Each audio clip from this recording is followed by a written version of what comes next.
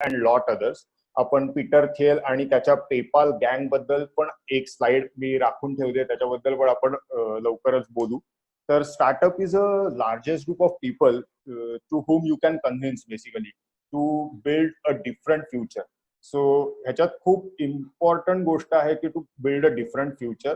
कारण प्रत्येक स्टार्टअप किंवा प्रत्येक कंपनी ही काही ना काही वेगळं जगासमोर घेऊन येते, वेगळं काहीतरी बिल्ड करण्याचा प्रयत्न करते. ती सक्सेसफुल होते किंवा फेल्युअर होते, ते डिपेंड करतं ते किती चांगले एक्झिक्यूट करतात, किती त्यांच्या आयडियामध्ये खरंच रिक्वायरमेंट आपण म्हणतो ना दम आहे वगैरे वगैरे, ह्या असंख्य गोष्टी. तर it's basically a largest group of people to whom you can convince to build a different future. That being said, आपण हे बघूया की स्टार्टअप्स इम्पॉर्टंट का आहेत. म्हणजे what is all the fuss about startups. सगळीकडे आपण वाचत असतो, वेगवेगळे आर्टिकल्स येत असतात की स्टार्टअप्सना टॅक्स रेबिट्स दिले पाहिजेत, स्टार्टअप्सना एनकरेज केलं पाहिजे. पण का असं सगळं का करायचं बेसिकली? तर त्याची 3 खूप हाय लेव्हल कारण आहेत. ह्या प्रत्येक स्लाइड वरती ऍक्च्युली एक एक टॉक शो किंवा एक एक सेशन होऊ शकतो, पण मी खूप कॉम्प्रेस करून माहिती सांगणार आहे तुम्हाला. तर तुम्हाला कोणालाही ह्याच्यात काही शंका असेल किंवा काही क्वेश्चन्स असतील तर जस्ट स्टॉप मी और रेज हँड और समथिंग. मी तुमचे क्वेश्चन्स आन्सर करेन. तर 3 इम्पॉर्टंट गोष्टी असतात. एक म्हणजे इनोव्हेशन. जसं आपण म्हणतो की सगळे रिसर्चर्स, R&D टीम्स ह्या सगळ्या आपल्यासमोर नवनवीन गोष्टी घेऊन येतात, पण त्याच्यानंतरचं काम सुरू होतं स्टार्टअप्स कडून. म्हणजे फॉर एक्झाम्पल सेमी कंडक्टर्सचं इन्व्हेन्शन आणि आज सेमी कंडक्टर्सचं आपल्या आयुष्यात असणारं महत्व, हे रिसर्चर्स ज्यांनी ते इन्व्हेंट केलं आणि त्याच्यानंतर इंजिनिअरिंग टेक्नॉलॉजी स्टार्टअप फाउंडर्स ह्यांनी जे ते मनावर घेतलंय गेले 20 वर्ष, त्याच्यामुळे अक्षरशः सेमी कंडक्टर्स, मोबाईल्स, कम्प्युटर्स ह्या सगळ्यांनी सगळं जग पूर्णपणे बदलून टाकलंय. आज आपण एकमेकांना न भेटता अशा कठीण परिस्थितीमध्ये आपण एकमेकांशी बोलू शकतोय. मी तुम्हाला काही प्रेझेंट करू शकतोय. ते इंटरनेट असेल जे फक्त डिफेन्स साठी बनलं होतं कधी काळी, त्या इंटरनेटचा पूर्णपणे वापर ह्या फक्त इनोव्हेटिव्ह स्टार्टअप्समुळे आपल्याला शक्य झालाय. नंतर वेल्थ क्रिएशन. वेल्थ क्रिएशन हे ऍक्च्युली वेल्थ आणि money, these are 2 different things. So wealth is not money. Basically, wealth is the thing which we need, like cars, like laptops, like mobiles, everything. तर प्रत्येक startup आपल्या आयुष्यात काही ना काही वेगळी गोष्ट, चांगली गोष्ट घेऊन येत असतो. त्याचं कारण हे आहे की स्टार्टअप्स आर बाय नेचर, तुम्ही कोणी काय काय चॅट करताय ते मला दिसत नाहीये. नाही, हरकत नाही. समजा कोणाचा प्रश्न असेल तर मी तुला म्हणजे सांगतील, तेच सांगू शकते तुला. हा, मी एकदम फारच जोशात हा, नाही बोल बघितलं नाही. Okay, continue please continue. Okay. So wealth क्रिएशनला पण खूप इम्पॉर्टन्स आहे, कारण वेल्थ म्हणजे आपल्याला हव्या असणाऱ्या किंवा आपल्याला लागणाऱ्या, लागू शकणाऱ्या अशा गोष्टी असतात ज्या स्टार्टअप्स, कंपनीज, एंटरप्राइजेस क्रिएट करतात. त्याच्यानंतर सगळ्यात मोठा विषय म्हणजे एम्प्लॉयमेंट. आज आपल्या समोर at least in the front of for countries like India, employment is a big issue, and it is going to be a big issue going forward for at least next 10, 20, 50 years. एक नॅस्कॉमचा सर्वे आला होता साधारण November 2019 मध्ये. मी जिथे जिथे शक्य आहे तिथे मी कंटेंट सोर्स खाली मेन्शन केलेलेच. मी तुम्हाला हे प्रेझेंटेशन जर हवं असेल तर इंडिव्हिज्युअली पाठवूही शकतो. त्याच्यावरनं तुम्ही या प्रत्येक कॉन्टेंटचा सोर्स आणि त्याचे अजून डिटेल्स बघू शकाल. तर नॅस्कॉमचा एक 2019 नोव्हेंबर मध्ये सर्वे आला होता. According to that survey, startups are going to create 50 lakh employment opportunities by 2025 in India. That is only for India. Then basically, as you can see, 50 lakhs is huge boost to the employment. आणि जिथे आपल्याला employment कशी generate करायची, कुठल्या सेक्टर्सना preference द्यायचा, हे सगळे प्रश्न आहेत. Startups by their nature require people. maybe lot of startups require lot less people due to technologies, but they do definitely require people, and the the the kind of wealth creation or the money creation even which happens due to startups is amazing. We'll see that on the coming slides as well. Okay, आता थोडं स्टार्टअप्सच्या technicalities मध्ये हळूहळू जाऊया. काय काय प्रकारचे startups असतात. So there are on a very broad scale there are startups like B2C, म्हणजे आपल्या सगळ्यांकडे नेटफ्लिक्स असेल किंवा अमेझॉन प्राईम असेल, Z5 असेल काही लोकांकडे, नंतर वूट ऍप असेल. तर बेसिकली वूट as a business they charge us as a customer. So it's a B2C startup. So B2C is business to consumer. For दुसरं एक्झाम्पल मी घेतलंय ते म्हणजे ऍपल. आपल्याकडे ऍपल फोन्स असतील, आपल्याकडे LGचे फोन्स असतील, सॅमसंगचे फोन्स असतील, तर ते सगळे आपण डायरेक्ट त्या कंपनीकडनं ऍज अ एंड कस्टमर विकत घेतो. त्यामुळे ते B2C स्टार्टअप असं त्यांना म्हटलं जातं, बिझनेस टू कन्झ्युमर्स और कस्टमर्स. B2B स्टार्टअप्स म्हणजे काय, तर ज्यांचा मोस्ट ऑफ द रेव्हेन्यू किंवा मोस्ट ऑफ द प्रॉडक्ट्स ही दुसरे बिझनेसेस खरेदी करतात. जसं मायक्रोसॉफ्टचा तुम्ही बघितलं तर most of the revenue is coming from other companies who are paying them for using their services. मग मायक्रोसॉफ्ट ऑफिस 365 असेल किंवा मायक्रोसॉफ्ट पॉवर पॉइंट असेल, तर ते आपण सगळे जे वापरतो ती मोस्टली फ्री व्हर्जन्स असतात आपल्या डेस्कटॉपवर, लॅपटॉप्सवर. पण ज्या कंपनीज असतात, जसं फॉर एक्झाम्पल आता गुगल ही कंपनी असेल किंवा for example SBI he company असेल, तर ते मायक्रोसॉफ्ट कडनं त्यांचे प्रॉडक्ट्स विकत घेतात आणि तशा प्रकारे मायक्रोसॉफ्ट आणि सेल्सफोर्स अशा कंपन्यांना त्यांचा मोस्ट ऑफ द रेव्हेन्यू मिळतो. त्यांना B2B असे B2B startups is what they are called. नंतर there is a third peculiar category which is called as B2B2C startups. त्या टिपिकली मार्केट प्लेसेस असतात. म्हणजे Airbnb जर तुम्ही बघितलं तर त्यांना रिसॉर्ट्स किंवा रूम्स रेंटवर देऊ इच्छिणारे लोक and the people who are going to actually take those rooms on rent, हे दोन्हीही ऑडियन्स तितकेच महत्वाचे असतात. त्यामुळे त्यांना B2B2C स्टार्टअप्स असं म्हटलं जातं. म्हणजे त्यांना रिसॉर्ट्स ना पण अप्रोच करावं लागतं. कोणाला काही प्रश्न आहेत का? नाही कोणाच. Okay okay. हॅलो, हो नील, हो नील. मला एकच प्रश्न होता, कदाचित हो. माझा आवाज ऐकू येतोय का?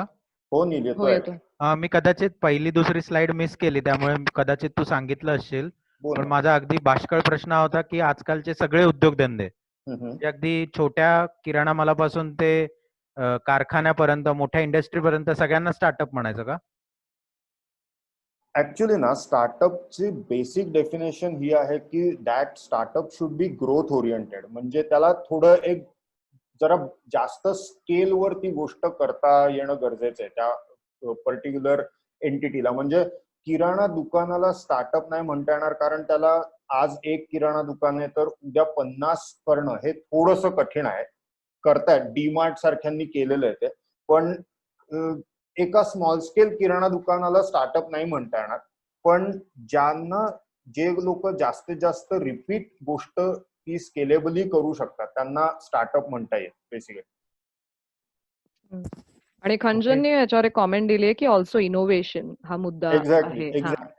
एक्झॅक्टली. म्हणजे किराणा दुकानात मे बी इनोव्हेशन असेलही, पण ते त्यांना स्केलवर जर नाही करता आलं तर that kind of remains there. म्हणजे आपल्या आजूबाजूला दिसणारी किराणा दुकानं ही ऍक्च्युली ते त्यांचे फॅमिली रन बिझनेस असतात आणि मग ते एकचं 2 दुकान, एकचं मे बी 2ची 3 दुकानं असं खूप 10 वर्षाच्या कालावधीत करतील किंवा 5 वर्षाच्या कालावधीत करतील. That cannot be called as startup.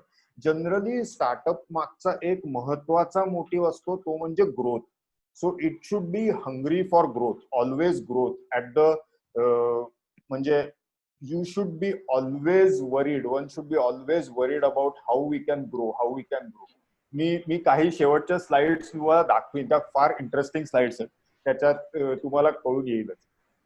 Okay.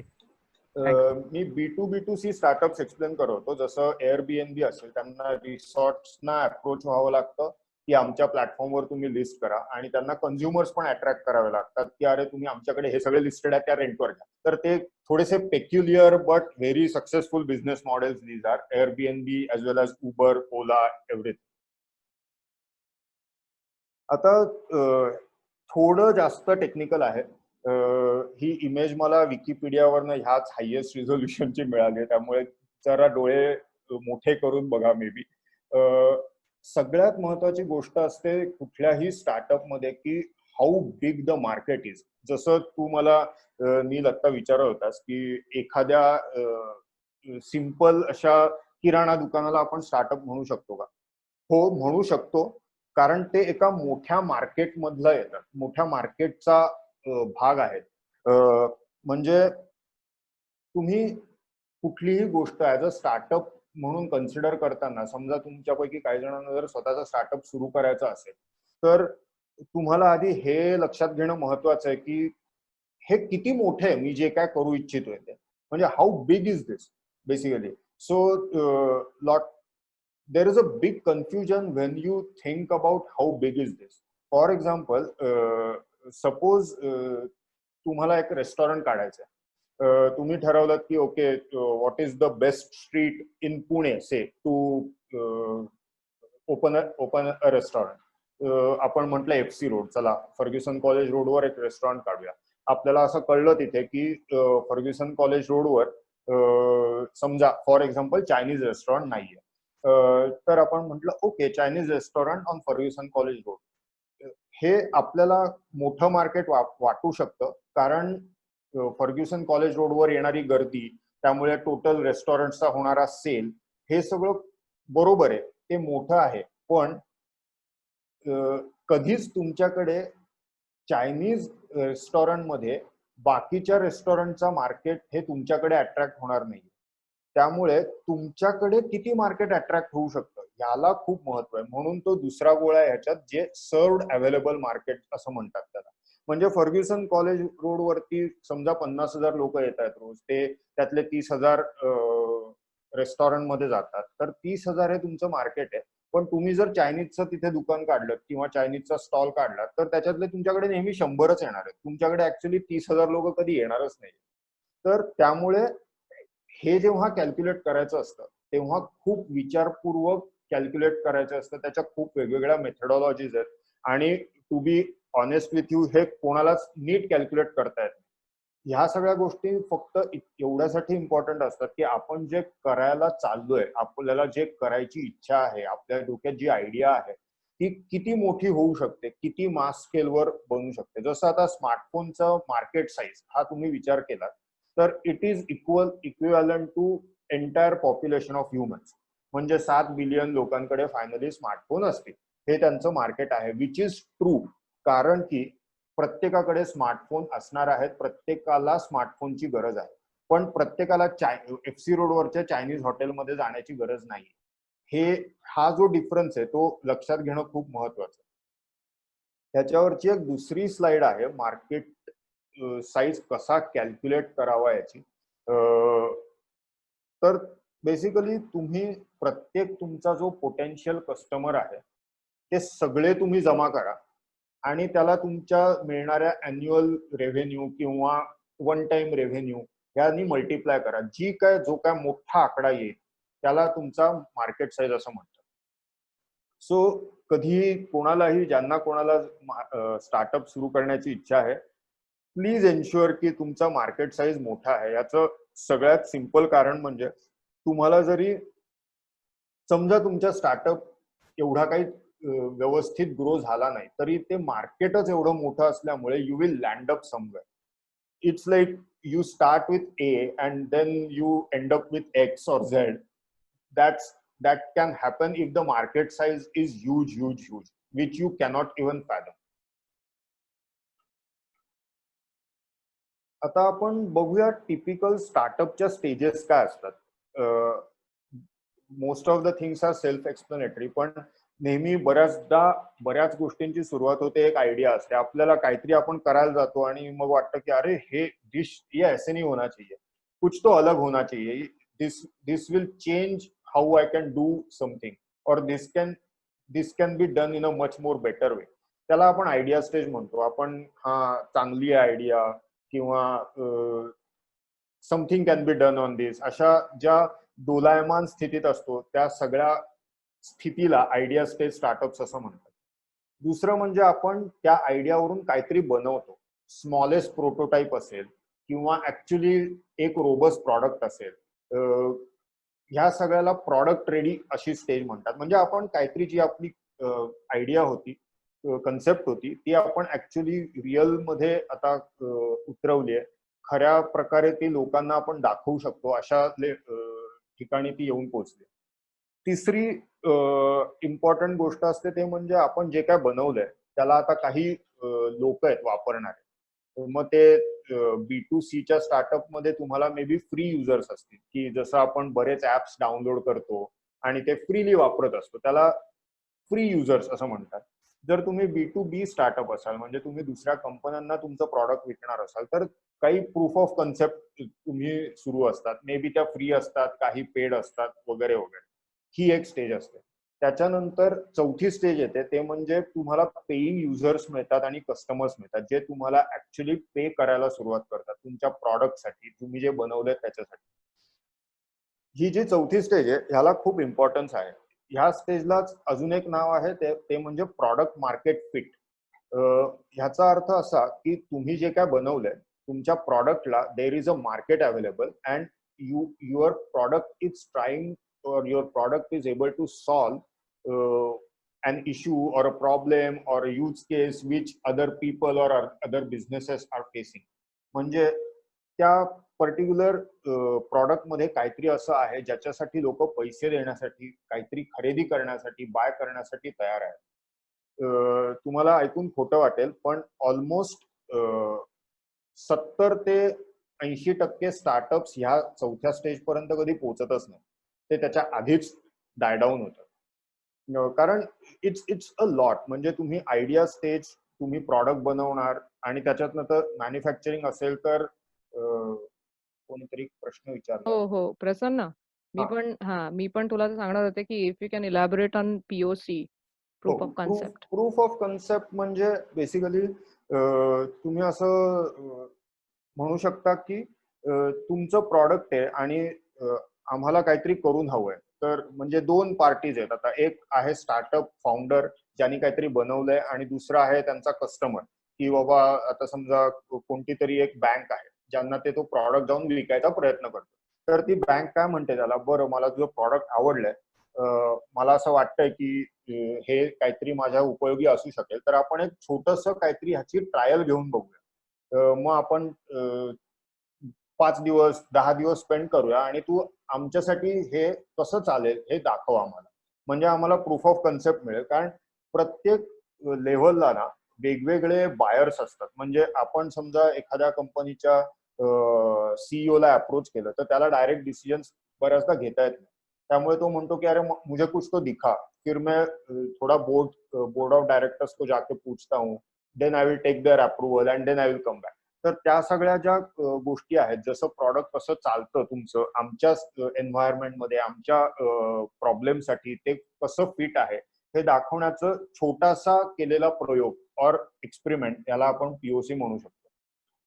Indian context मध्ये ते POC जरा जास्त मोठे होतात, पण that is another topic of discussion. अनिलने एक कॉमेंट केली आहे की this must be something similar to assessment results और इव्हॅल्युएशन रिझल्ट्स. सो म्हणजे इव्हॅल्युएशन असेसमेंटची फेज. हा, इव्हॅल्युएशन असेसमेंट ना ऍक्च्युली प्रूफ ऑफ कन्सेप्टच्या थोडं आधीच होऊन जातं. कारण तुम्ही जेव्हा एखाद्या प्रॉडक्टचा डेमो दाखवता ना कस्टमरला, तेव्हा त्याला कळतं की हे आपल्या ठिकाणी चालणार आहे की नाही. चालणार नसेल तर ते तुम्हाला POC साठी पण एंटरटेन करत नाही. ते म्हणतात हे it's not going to work, let's not waste our times and let's just go back to drawing boards and whatever it is. तर थोडंसं इव्हॅल्युएशन म्हणजे तुम्ही एका स्टेक होल्डरला कन्व्हिन्स केलंय तुमच्या डेमो मधनं, तुमच्या मीटिंग्स मधनं वगैरे, त्याच्यानंतर तो म्हणतो हा चल ट्राय करके देखते क्या होता. That stage is called a POC where you actually work with their team, their use case, their set of challenges, etc. And you try to show की आमचं प्रॉडक्ट कसं तुमच्यासाठी उपयोगी आहे. पेईंग युजर्स कस्टमर्स ही खूप इम्पॉर्टंट स्टेज आहे. त्याच्यानंतरच्या 2 stage ह्या एकदम मी असे खूप मोठे मोठे पल्ले घेतले. ते म्हणजे ग्रोथ स्टेज आणि ऍक्विजिशन और IPO स्टेज. ग्रोथ म्हणजे जिथे तुम्हाला कळलंय आता की ह्या इंडस्ट्री मधले कस्टमर्स किंवा ह्या देशातले युजर्स आपल्याला पैसे देऊन आपलं ऍप डाउनलोड करतात, आपली सर्व्हिस वापरतात, आपल्याला पैसे देतात. त्या जॉग्राफीमध्ये त्या युजर सेटला तुम्ही अजून टार्गेट करता आणि मग you just grow till you exhaust your self, till you acquire lot of users and customers. त्याच्यानंतरची स्टेज येते ती म्हणजे ऍक्विजिशन और IPO. आता हे सगळं करून झाल्यावर बऱ्याच मोठ्या कंपन्या असतात. जसं तुम्ही ऐकलं असेल की Walmart has acquired Flipkart in couple of years back. तर basically Flipkart went through idea stage, product ready, free customers, paying customers, growth, everything. And then Walmart ला असं वाटलं की आपल्याला जर इंडियन ई कॉमर्स मार्केटमध्ये उतरायचं असेल, आपल्याला जर काही ह्याच्यावर ग्रोथ किंवा आपल्याला आपले प्लॅन्स काही एक्झिक्यूट करायचे असतील तर फ्लिपकार्टला आपण विकत घेतलं पाहिजे. आणि मग त्यांचे मोठे मोठे ड्यू डिलिजन्स प्रोसेसेस होतात आणि मग त्या फ्लिपकार्टचं ऍक्विजिशन होतं. So that is called as acquisition. IPO is initial public offer. म्हणजे फायनली आपले जे स्टॉक एक्सचेंजेस असतात, BSE किंवा NSE, हे तुम्ही जर ऐकलं असेल, जिथे लोक शेअर्स विक्री खरेदी करतात, तिथे एखादा स्टार्टअप लिस्ट होणे, जे ऍक्च्युअली स्पीकिंग इंडियामध्ये भारतात अजून झालेलंच नाहीये हवं त्या प्रमाणामध्ये.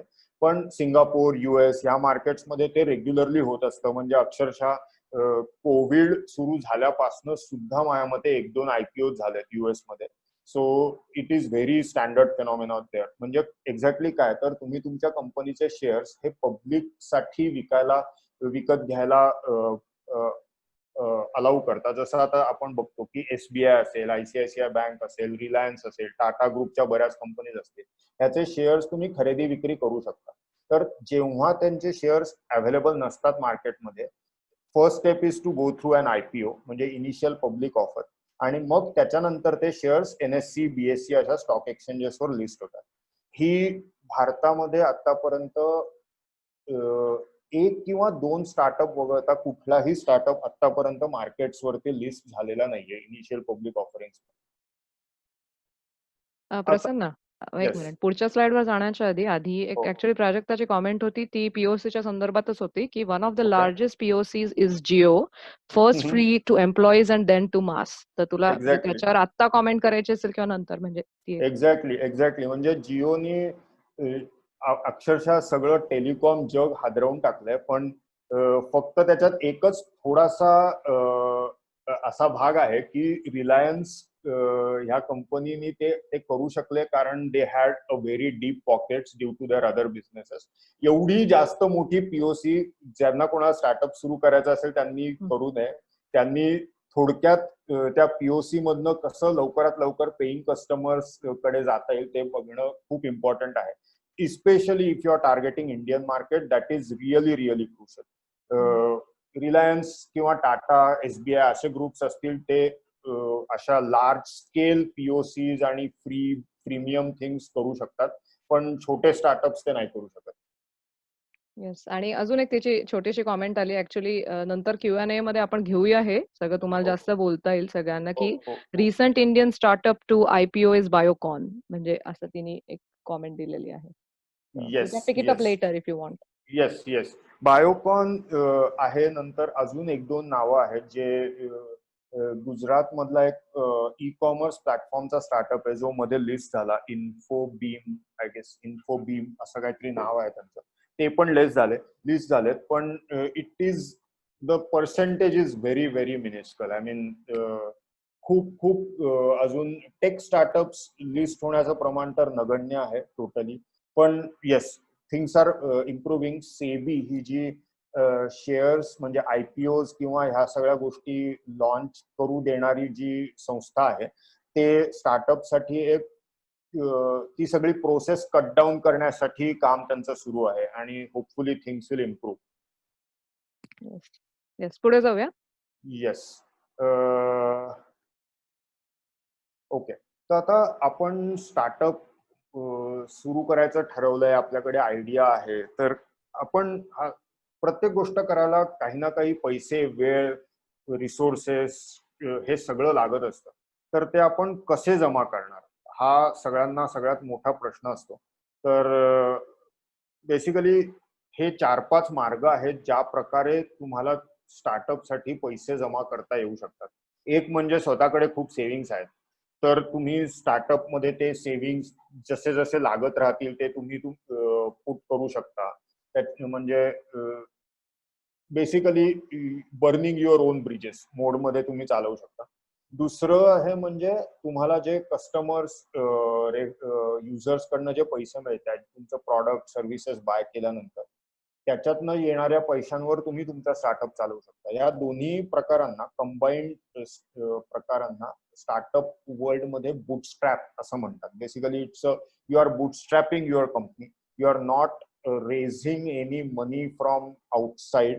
You are either putting in your own money or you are putting in money which you are getting from your users or customers. मग त्याच्यानंतर एक प्रकार असतो ते म्हणजे एंजल इन्व्हेस्टर्स. हे असतात जे, आता समजा असं इमॅजिन करा की तुम्हाला जे तुमचं प्रॉडक्ट बनवायचंय, मग ती एखादी मोटरसायकल असो, इलेक्ट्रिक मोटरसायकल असो, किंवा मे बी COVID-19 ची सगळ्यात फास्टेस्ट चालणारी टेस्ट किट असो, तुम्हाला एखादं सॉफ्टवेअर प्रॉडक्ट बनवायचं असो. पण ह्या सगळ्या गोष्टी करण्यासाठी, specially if it involves manufacturing, तर तुम्हाला पैसे लागतात. कारण मॅन्युफॅक्चरिंग हे कॅपिटल इंटेन्सिव्ह असतं. तर तुम्ही काही इन्व्हेस्टर्स असतात जे तुमच्या फक्त आयडियावर किंवा तुमच्या क्रेडेन्शियल्सवर तुमच्याकडे तुमच्या कंपनीत पैसे टाकण्यासाठी तयार होतात. त्यांना एंजल इन्व्हेस्टर्स म्हणतात. म्हणूनच त्या नावातच एंजल इन्व्हेस्टर असं ते नाव आहे. कारण काहीच नसतं. Basically you just have a power point presentation, you go to few people, you can try to convince them ki how this particular thing has a big future, and you get money from them, and then you make your product or service or whatever it is. त्यांना angel investors असं म्हणतात. Technology startup साठी काही ऍक्सेलरेटर्स आहेत. म्हणजे angel investors आणि ऍक्सेलरेटर्स मध्ये हा फरक आहे की accelerators actually hand hold you to make your product or to get your first few customers, at least the free ones, etc. etc. Y Combinator हे जर नाव तुम्ही कोणी ऐकलं असेल तर तो एक सगळ्यात मोठा जगातला स्टार्टअप ऍक्सेलरेटर आहे. सगळ्यात रिनाउंड आहे. मोठा हा चुकीचा शब्द होऊ शकतो मे बी, पण सगळ्यात रिनाउंड स्टार्टअप ऍक्सेलरेटर आहे. ते प्रत्येक वर्षाला 2 बॅचेस मध्ये स्टार्टअप्स फंड करतात. So it's you can imagine how big that startup accelerator industry is. They fund 120 startups in each batch. So they are funding about 240 startups per year essentially. So तो एक प्रकार आहे ज्यांच्याकडून तुम्ही, त्यांचे online applications असतात, त्यांना तुम्ही अप्लाय करू शकता आणि त्यांना तुमची टीम, प्रॉडक्ट सगळं आवडलं, कन्सेप्ट आवडली तर ते तुम्हाला बोलवतात. त्यांचा 3-4 महिन्याचा इन्क्युबेशन प्रोग्राम असतो. वाय कॉम्बिनेटर ही असा स्टार्टअप ऍक्सेलरेटर आहे की तो तुम्हाला तुमची कंपनी फॉर्म असण्याची गरज नाही. ते म्हणतात की तुमची कंपनी नसेल तरी चालेल, म्हणजे लिगल एंटिटी. आम्ही तुम्हाला कंपनी फॉर्म करायला मदत करू. ते तुम्हाला US मध्ये बोलवतात 3-4 महिने. तिथे त्यांचे विविध विषयांवर वर्कशॉप चालतात आणि मग you kind of graduate from that place. You have handsome product with you, you have few customers. हे सगळं झाल्यावर मग व्हेंचर कॅपिटल हा प्रकार येतो, जे म्हणजे प्रसन्न एक सेकंद. Yes. व्हेंचर कॅपिटलच्या आधी नीलचा प्रश्न आहे Yes. की is Ratan Tata an angel investor? Yes and no. Angel Ratan Tata is actually, we can call him as an institutional investor because of the check size he writes to people. But yes, generally angel investors are defined as if they are individuals who are writing checks. They are not the companies or the investment firms who are writing checks. म्हणजे ते individual असतात basically. त्यांचे काही असे खूप सारे limited partners ज्यांच्याकडनं ते पैसे घेतात आणि मग ते स्टार्टअप मध्ये गुंतवतात असं नसतात. ते इंडिव्हिज्युअल बेसिसवर त्यांना आवडणाऱ्या स्टार्टअप्स मध्ये इन्व्हेस्ट करत असतात. पण त्यांना आपण एंजल इन्व्हेस्टर्स म्हणू शकतो. रतन टाटा हे थोडंसं मोठं नाव आहे त्या एंजल इन्व्हेस्टमेंट मध्ये घेण्यासाठी. पण yes, when he is investing in it on individual capacity, then we can call him as an angel investor. पुढे जाऊया. व्हेंचर कॅपिटल म्हणजे हे परत एक मोठं ह्याच्यावर लेक्चर किंवा अख्खा टॉक होऊ शकतो. पण थोडक्यात सांगायचं म्हणजे जगात खूप सारे HNIs किंवा इन्व्हेस्टमेंट फर्म्स आहेत. त्यांच्याकडे डिपॉझिट्स किंवा म्युच्युअल फंड्स किंवा हाय ग्रोथ फंड्स अशासाठी कॅपिटल खूप जास्त प्रमाणात पडून आहे. पडून हा ऍक्च्युली बरोबर शब्द आहे, कारण you will not believe there are not enough startups in the world to kind of consume all the capital which is available. So there is a capital which is lying across the world, even in India, even in US, even in Western market, everywhere. So venture capital हे असे लोक आहेत जे इतर लोकांकडनं पैसे घेतात आणि ते स्टार्टअप सारख्या रिस्की इन्स्ट्रुमेंट्स किंवा इन्व्हेस्टमेंट्स करतात. त्यामुळे त्यांना व्हेंचर कॅपिटल असं म्हणतात. त्यांचा जनरली रेशो असा असतो की त्यांनी जर 20 इन्व्हेस्टमेंट्स केल्या तर त्यातल्या 1 किंवा 2 किंवा जास्तीत जास्त 3 ह्या इन्व्हेस्टमेंट सक्सेसफुल होतील आणि त्या बाकीच्या सगळ्या इन्व्हेस्टमेंट मध्ये केलेला पैसा भरून काढतील, प्लस त्यांना हँडसम रिटर्न्स देतील. त्यांना माहिती असतं, ते जेव्हा इन्व्हेस्ट करतात त्यांना माहिती असतं की ह्यातल्या 20 पैकी 15 कंपन्या नक्की they are going to die down, because as startups are risky, venture capital is also risky, but the remaining 5 or remaining 4 companies who will earn lot of money for them is what they are looking at. आणि त्यामुळे ते अशा investment करण्यासाठी त्यांच्याकडे पैसे available होतात आणि ते करत राहतात. It's a big industry. तुम्ही त्यांचे ऍसेट्स अंडर मॅनेजमेंट वगैरे बघितले म्हणजे व्हेंचर कॅपिटल सोडून देऊया, वायसी मी जे म्हणालो, वाय कॉम्बिनेटर, त्यांच्याच पोर्टफोलिओचं सध्याचं व्हॅल्युएशन हे $155 बिलियन आहे. So you can imagine how big venture capital industry. आणि मग आपण परत मागच्या स्लाइडवर बघितल्यासारखं last way to raise fund is initial public offer. म्हणजे तुम्ही खूप खूप खूप मोठं होत राहायचं कस्टमरच्या रेव्हेन्यूवरनं, युजर्सकडनं मिळणाऱ्या रेव्हेन्यूवरनं, स्वतः टाकलेल्या पैशांमधून, आणि मग one day you get qualified to launch your initial public offering and SEBI allows you, and then everything falls in place and you can raise money from actual people who are willing to invest. जसं आता तुम्ही थोड्या दिवसांपूर्वी बघितलं असेल, SBI कार्डचा IPO येऊन गेला, IRCTCचा IPO येऊन गेला. People are kind of were eager to invest in such IPOs. So तो एक मार्ग असतो. कोणाला काही प्रश्न आहेत? मला एक प्रश्न असा होता, म्हणजे आता हे एंजल इन्व्हेस्टर किंवा स्टार्टअप ऍक्सिलेटर्स जे असतात, सो त्यांनी फंड केलं एखाद्या एंटिटीला आणि समजा ते पुढे नाही झालं, ग्रो नाही झाला, तो फेल गेला, सो ते जे पैसे त्यांनी दिलेले असतात तर ते किती त्यांच्यावर बंधन असतं की ते पैसे परत करा, या अमाऊंट मध्ये परत करा किंवा सगळे परत करा? कारण गव्हर्नमेंटच्या स्कीमचं असं असतं की तुम्ही त्यांनी पैसे दिले की तुम्ही म्हणजे ऍक्सिलेटर सारखं ते करा आणि तुम्ही नाही जरी म्हणजे त्याचं पुढे काही नाही झालं तरी गव्हर्नमेंट डझंट आस्क, म्हणजे तुम्हाला फक्त एक रिपोर्ट सबमिट करतात, दॅट्स इट. एक्झॅक्टली. या लोकांचं कसं असतं? Exactly it's the same thing. फक्त ह्याच्यात when you are taking money from startup accelerators or angel investors or venture capital, there is a quote in startup world saying that you are actually writing your life to them. So basically असं होत नाही की तुम्हाला आता समजा एखादा startup आहे जो which is struggling like anything, so they don't come and take your house against the money they have given, but there are clauses where you तुमच्या प्रॉडक्टची जे काय पेटंटिंग IP असेल तो त्यांना ट्रान्सफर करावा लागतो. जे काय तुम्ही आतापर्यंत रेव्हेन्यू कमावला असेल त्याच्या 10% ऑफ द रेव्हेन्यू त्यांना ट्रान्सफर करावा लागतो. असे वेगवेगळे क्लॉजेस असू शकतात तुम्ही जेव्हा टर्मशीट साईन करता तेव्हा. ओके. पण येस, म्हणजे if some angel is investing and generally angels are smart, so they are very careful while investing. पण if some startup dies they don't ask for the return money. म्हणजे असं नाही होत generally. If सगळे जर if everyone is kind of in that startup with a good heart or good intent, तर तसं नाही होत. अजून काही प्रश्न आहेत?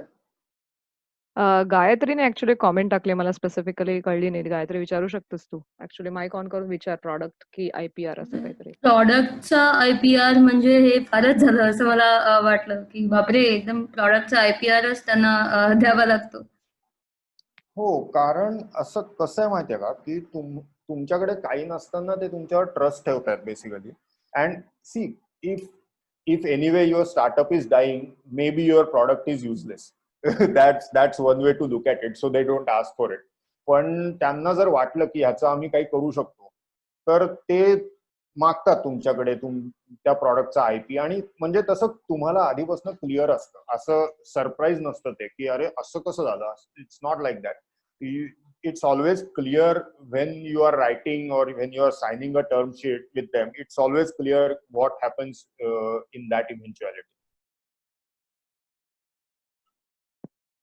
ओके, पुढे जाऊया आपण. अजून आहे प्रश्न कोणाला? हाँ, मुझे एक पूछना था, what do the accelerators have to gain by investing in startups? As in, do they make money out of the successful ones, or what is their yes, of fund course structure? they do make money out of successful ones. म्हणजे to kind of okay, so angels and startup accelerators, generally if the investment is successful, their kind of money taking or money receiving ability is 20 to 25x of what they have invested. म्हणजे समजा त्यांनी 1 लाख रुपये invest केले असतील तर successful investment मधनं त्यांना कमीत कमी 25 लाख रुपये मिळतात, जे जगात कुठल्याच इन्व्हेस्टमेंट मधनं पॉसिबल नाहीये. तुम्ही अगदी ब्ल्यूचिप शेअर्स विकत घेतले तरी तुम्हाला ते पॉसिबल नाहीये की 1 लाखाचे 25 लाख रुपये होते. त्याला खूप वाट बघावी लागते तसं होण्यासाठी. पण स्टार्टअप्स मुळे ते पॉसिबल आहे. याचं एकमेव कारण हे आहे की startups tend to grow really fast once they kind of hit this product market, fourth point here or the fifth point here. त्यामुळे yes, they do make lot of money on their good investments. पुढे जाऊया. Yes, so आता business models काय काय असू शकतात स्टार्टअपचे. हे थोडं सिम्पल टू परसिव्ह आहे. एक म्हणजे वन टाइम मॉडेल असतं. Basically you buy something and that's about it. So आपण जातो मोबाईल शॉपिंगमध्ये एक फोन विकत घेतो. सॅमसंग आणि LG ला त्याचे पैसे मिळतात, ऍपलला त्याचे पैसे मिळतात, and kind of deal is done there. दुसरं आहे सबस्क्रिप्शन. म्हणजे आपण नेटफ्लिक्स वापरतो, आपण त्याच्या महिन्याला त्यांना 500-600 रुपये प्लॅन नुसार पैसे देत राहतो. ही सबस्क्रिप्शन मॉडेल सध्या खूप खूप खूप प्रॉमिसिंग होत चालली आहे.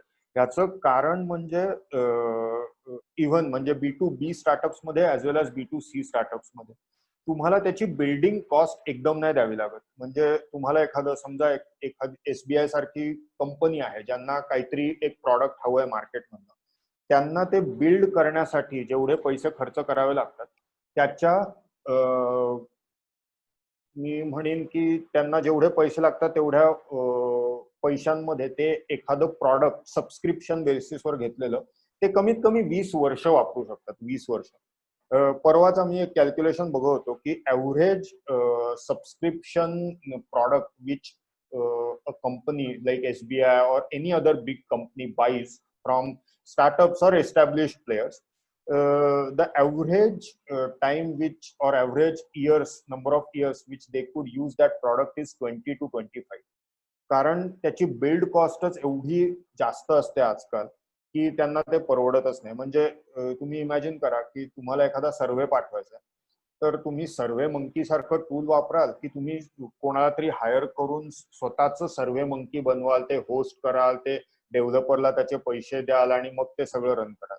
So subscriptions are really kicking like everyone in their backs to perform and outperform each other. तिसरं मॉडेल असतं की पेपर क्लिक और इम्प्रेशन्स, जे आपल्याला सगळ्यांना माहिती आहे गुगल आणि फेसबुक यांनी खाऊन टाकलेलं मॉडेल आहे. बेसिकली आपण जेव्हाही काही गुगल सर्च करतो, वरती 2-3 गोष्टी आपल्याला ऍड्स मध्ये दिसतात. त्या ऍड्सवर आपण क्लिक केली की गुगलला ज्या कंपनीने ऍड दाखवली आहे त्या क्लिक साठीचे पैसे मिळतात. So that's Google's revenue model essentially. So ते अँड्रॉइड, जीमेल, मॅप्स अशा गोष्टींमधनं फार फार फार कमी रेव्हेन्यू मिळवतात. पण त्यांचं ऍडव्हर्टायझिंग हे फक्त आणि फक्त त्यांचा ऑलमोस्ट 80-90% रेव्हेन्यू देणारं मॉडेल असावं. 80-90% माइट बी हायपोथेटिकल और लिटिल ऑफ फिगर्स. फेसबुकने तर ते त्याच्या पुढे नेलं. म्हणजे निदान गुगलमध्ये आपल्याला हे कळतं की आपण क्लिक केल्यावर म्हणजे ज्यांनी ती ऍड दाखवली आहे त्यांच्याकडनं गुगलला पैसे मिळतात. फेसबुकने त्याच्या बियॉन्ड गेले ते आणि ते म्हणाले की फेसबुकच्या वॉलवर जर एखाद्या गोष्टीची ऍड दिसली तर आम्हाला पैसे द्या. म्हणजे क्लिक करा नको करू, it's called pay per impression. So ad दिसली, त्यांनी क्लिक केली, बघितली, नाही बघितली की फेसबुकला पैसे मिळतात. त्याच्यानंतर कमिशन मॉडेल्स असतात काही काही, व्हेरी ओल्ड जेन मॉडेल्स, दलाल, एजंट्स आपण ज्यांना म्हणतो. पण ते टेक इंडस्ट्रीमध्ये जेव्हा येतात तेव्हा ते स्केलवर ऑपरेट होतात.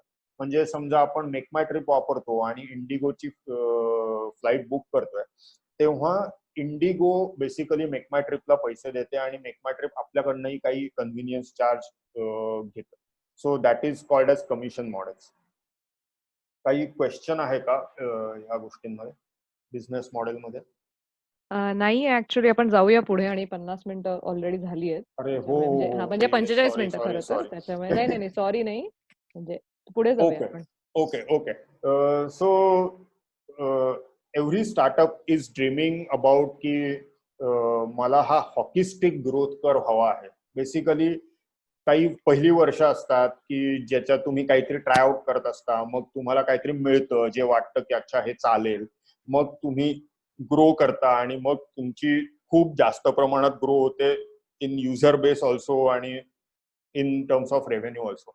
बेसिकली याच्यासाठी तुम्हाला काही ग्रोथ हॅक्स वापरावे लागतात, काही मार्केटिंग स्किल्स वापरावे लागतात, सेल्स स्किल्स वापरावे लागतात, एक्सेट्रा एक्सेट्रा.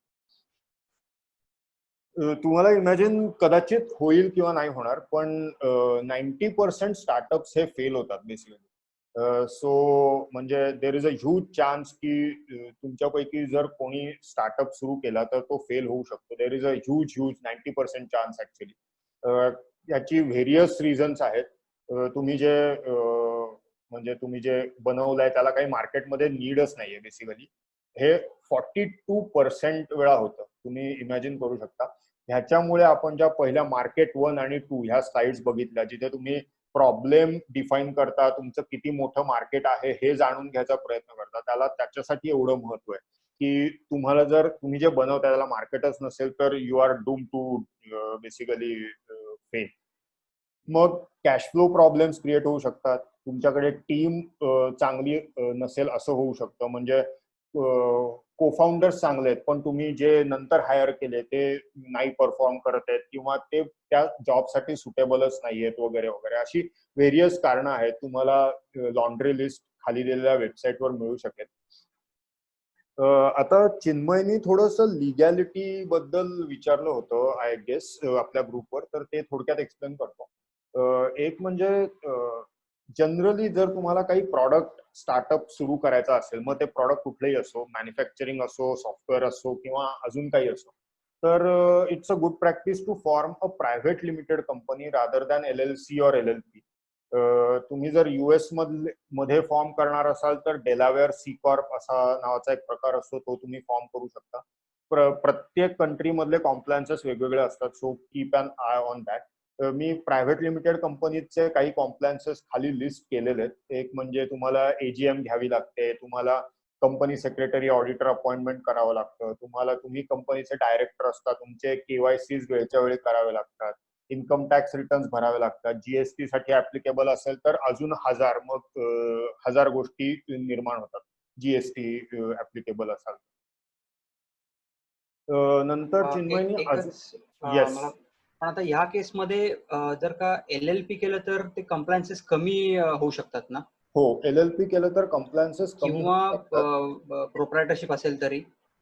हो, कम्प्लायन्सेस कमी आहेत, पण तुम्हाला जर मी जे दाखवली काही इन्स्ट्रुमेंट्स की तुम्हाला पैसे रेज करायचे किंवा तुम्हाला काही मोठ्या कंपनीज बरोबर कॉन्ट्रॅक्ट साईन करायचंय, तर ते generally prefer private limited company than LLP.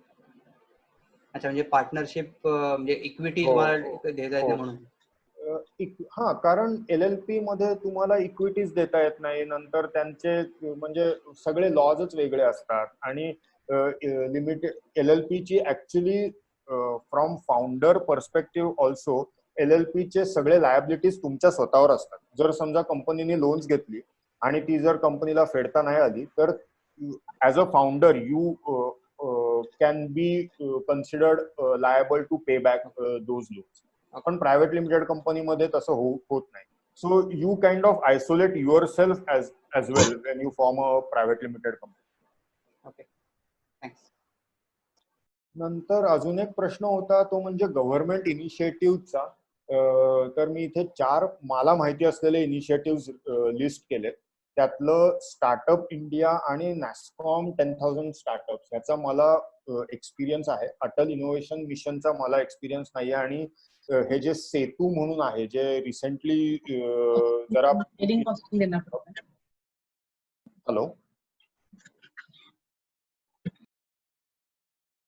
Hello, कोणाला काही प्रश्न आहे का? प्राजक्ता अभिषेक, आपका ऑडियो म्यूट करना है. क्वेश्चन है आपको? हाँ, ओके. प्रसन्न, पुढे जाऊया. हो हो. हे जे सेतू आहे ते ऍक्च्युली मला एक्सपिरियन्स नाहीये, सो मी असं ऐकून आहे की it is beneficial for freelancer community आणि त्यांना थोडस चीप लोन्स आणि फंडिंग अवेलेबल होतं ह्या स्कीम मधनं. पण नॅस्कॉम 10,000 स्टार्टअपचा माझा स्टार्टअप स्वतः पार्ट आहे, so I know the benefits. त्यांचे स्वस्तातले ऑफिस आहेत जे तुम्ही अवेल करू शकता. तुम्हाला क्लाउड कम्प्युटिंग जर तुम्ही वापरणार असाल तर त्याचे क्रेडिट्स मिळतात वगैरे वगैरे. तुम्हाला काही नेटवर्किंग इव्हेंट्सला जाता येतं, असे बरेच त्याचे हे आहेत बेसिकली. स्टार्टअप इंडियामध्ये तुम्हाला पेटंट फायलिंग कॉस्टवर 80% रिबेट मिळतो, कारण तुम्हाला माहिती आहे पेटंट फायलिंगची खूप कॉस्ट असते. आणि तुम्हाला इन्कम टॅक्सवर पण रिबेट मिळतो फॉर 3 इयर्स. स्टार्टअप इंडियामध्ये क्वालिफाय होण्यासाठी त्यांचे खूप स्ट्रिक्ट नॉर्म्स आहेत, ज्याच्यात मोस्टली प्रायोरिटी सेक्टरमध्ये तुमचा जर स्टार्टअप असेल तर you get preference like education और हेल्थ केअर और social angle of any thing, तर तुम्हाला प्रेफरन्स मिळतो. अटल इनोव्हेशन मिशन मध्ये काही इन्क्युबेशन सेंटर्स पुण्यामध्येही सुरू झालेत असं मी ऐकलं होतं, but I am not very sure about it. Okay, so स्टार्टअपचा इथून थोडंसं जरा वेगळ्या ट्रॅकवर चाललोय आपण. सो स्टार्टअपचा एक मोटिव्ह असतो, build fast, fail faster, and when you get right sell it million times. हा मोटिव्ह नेहमी नेहमी नेहमी लक्षात ठेवायला पाहिजे. तुम्हाला पटापट आयट्रेट करायच्या गोष्टी. हे करून बघा, चालत नाहीये, पुढची गोष्ट करून बघा, पुढची गोष्ट चालत नाही, त्याच्या पुढची करून बघा. जोपर्यंत चालत नाहीये तोपर्यंत गोष्टी करून बघा. आणि once you get that thing right, you have to sell it million times. हे जर तुम्ही अचीव केलं ना, then your startup will be definitely successful. आपण आता काही स्टोरी बघतोय. अँग्री बर्ड्स ची कशी सुरुवात झाली आणि काय, मे बी बऱ्याच जणांनी ही कुठेतरी इंटरनेटवर स्लाइड बघितली असेल. I have taken this from adioma.com आणि it's a graphic by Anna Vital. 2003 मध्ये सुरुवात केली 3 लोकांनी. त्यांनी 51 गेम बनवले. 2009 पर्यंत दे ऑलमोस्ट वेंट ब्रोक. त्यांनी ठरवलं होतं की आता नाही, आता आपण हे बंद करायचं, हे काही चालत नाहीये. 51 गेम बनवलेत आपण, it's not working. They just made one last game, and that was Angry Birds, and which is kind of downloaded 2 billion times. So you can imagine a struggle of 6 years and then hitting a jackpot in the form of Angry Birds. दुसरा example आहे Airbnb. 2 लोक होते ज्यांना San Francisco मध्ये रेंटच पे करता येत नव्हतं, त्यांचं काहीतरी प्रॉब्लेम्स चालू होते. त्यांना वाटलं की अरे कुठेतरी एक मॅट्रेस रेंटवर मिळाली तरी चालेल वगैरे वगैरे. असं करत करत त्यांनी Airbnb सुरू केलं. मग ते Airbnb वरती त्यांना एक दिवस कळलं की अरे आपल्या इथे ज्या लिस्ट होत आहेत ना गोष्टी, त्याचे ना फोटो चांगले नाहीत. मग ते स्वतः जाऊन त्या प्रॉपर्टीचे फोटो काढायचे, मग ते फोटोज त्यांच्या वेबसाईटवर टाकायचे. मग असं त्यांनी करत राहिलं. कुठल्या तरी इव्हेंट्सला ते लॉन्च करत होते, त्यांचं प्लॅटफॉर्म मार्केट करत होते. मीन टाइम त्यांना इव्हन ओबामा ओज नावाचे सिरियल्स आले होते तिकडे, जे आपण कॅलॉग्स वगैरेचे जे सिरियल्स खात होते, ते विकले त्यांनी टू अर्न देअर फर्स्ट मनी, कारण Airbnb ग्रो होत नव्हतं. पण फायनली त्यांनी they kept on doing this because they believe की आपल्याकडे स्ट्रॉंग मार्केटवर आपण बसून आहोत आणि ही अनफुलफिल्ड नीड आहे. म्हणजे आज माझ्याकडे जर एक खोली रिकामी आहे, तर मला ती कुठे रेंटवरच टाकता येत नाही. सगळं मार्केट हे मोठ्या मोठ्या हॉटेल्स इंडस्ट्रीनी कॅप्चर केलेलं आहे.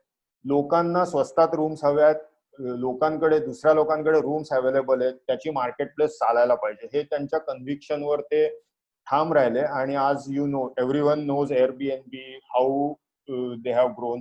त्यांनी क्रेगलिस्टवर त्यांच्या ऍड्स टाकायचे. ते म्हणजे क्रेगलिस्टवरती लोक जेव्हा काही पोस्ट करायचे की आम्हाला रूम रेंट हवे, तेव्हा ते त्याच्यावर त्यांच्या लिंक्स रिप्लाय म्हणून टाकायचे. असं त्यांनी सगळे प्रकार केले. And today they are kind of valued at $40-50 billion. He slide थोडी जुनी आहे. आपण फ्लिपकार्टची पण जर्नी आपल्याला माहिती आहे. स्टार्टअप इंडस्ट्रीमध्ये खूप लोक फ्लिपकार्ट बद्दल नाराज असतात. ते से की अरे त्यांनी खूप फ्री लोकांना, फ्री युजर्स, फ्री प्रॉडक्ट्स दिली, डिस्काउंट्स दिली. पण ते त्यांना करावं लागलं कारण त्यांना ई कॉमर्स हे मार्केट एस्टॅब्लिश करायचं होतं इंडियामध्ये. There was no e commerce in India. If you consider at 2007 or 8, no one was ordering anything online. Market available नव्हतं, Amazon नव्हतं तेव्हा. So they had to kind of pump in money and get to a level where okay, people are signing up, people are buying stuff online. जेव्हा वॉलमार्टनी त्यांना acquire केलं तेव्हा जे पहिले 100 employees होते ज्यांच्याकडे ESOPs होते, एम्प्लॉई स्टॉक ऑप्शन्स, म्हणजे तुम्ही जर खूप अर्ली स्टेजला एखादी कंपनी जॉईन केली तर तुम्हाला त्या कंपनीचे काही थोडेसे शेअर्स मिळतात. ते शेअर्स ज्यांच्याकडे होते असे $100 millionaires have been created due to Walmart acquisition. फ्लिपकार्टचा जो फाउंडर आहे, ज्याला 1.6 बिलियनचा पे आउट मिळालाय ह्या डीलमुळे, तो आता एक नवीन बँक सुरू करतोय. So it all comes down to की how you can create new things out of a zero basically. मी तुम्हाला पहिली स्लाइड पेपाल माफियाची दाखवली होती, पेपालच्या फाउंडरची दाखवली होती, पीटर थियल. ही खूप इंटरेस्टिंग स्लाइड आहे. पेपाल ही कंपनी अशा काही ग्रेट लोकांनी फॉर्म केली आहे की ज्यांनी पुढे जाऊन हजारो ग्रेट कंपनीज फॉर्म केल्या. म्हणजे तुम्ही इमॅजिन करू शकता, म्हणून त्यांना पेपाल माफियाज असं म्हणतात. पेपाल जेव्हा ईबेनी विकत घेतली त्याच्यानंतर त्यातले 3 लोक यांनी युट्यूब फॉर्म केली, त्यातल्या एकाने येल्प फॉर्म केली, त्यातल्या एकाने लिंक्डइन फॉर्म केली, इलॉन मस्कनी ऑब्व्हियसली टेस्ला स्पेसएक्स फॉर्म केली, त्याच्यानंतर पीटर थियलनी स्वतः पॅलेंटिर फॉर्म केली. सो तुम्ही एका पेपाल या ग्रुप और पेपाल माफियाजमुळे जगात किती प्रॉडक्ट्स आणि किती व्हॅल्यू क्रिएट झाली आहे हे तुम्ही इमॅजिन करू शकता. आज आपण लिंक्डइन वापरतोय, आज आपण युट्यूब वापरतोय, US मधले लोक अजूनही येल्प वापरतायत. ह्या सगळ्या, स्क्वेअर ही एक खूप मोठी कंपनी आहे. तर that's why this particular group, very strange group of few people, is called PayPal Mafia. ही माझी स्टोरी आहे. बेसिकली मी 2011 पासून काही ना काही करण्याचा प्रयत्न करतोय. I was doing something called edge एपिलोकस बॅक देन. पार्ट टाइम करत होतो मी. त्याच्यानंतर you can read the names. Then I was doing something like a big रेको. देन 2016 वॉज वेली. Then 2017 was Discovery AI and now 2019 is guide. ह्याची story आपण खूपच इंटरेस्ट असेल तर आपण नंतर कधीतरी परत बोलूया ह्याच्यावर. ही सध्याची गाईड स्टोरी आहे. We are growing our revenue 4x for last 4 years and we are working with lot of customers of which you are seeing logos, and there are few very strategic customers which whom we cannot really disclose the names sadly in this forum. पुढची गोष्ट म्हणजे आमचा user base is spanning across 106 countries. And this has happened in like last 9 to 11 months, and we are growing 15% month on month. So basically, in 6 months, we are doubling our user base who is using our product called Guide. It's just a hustle slide which all the activities which a startup founder might have to do on a day-to-day basis.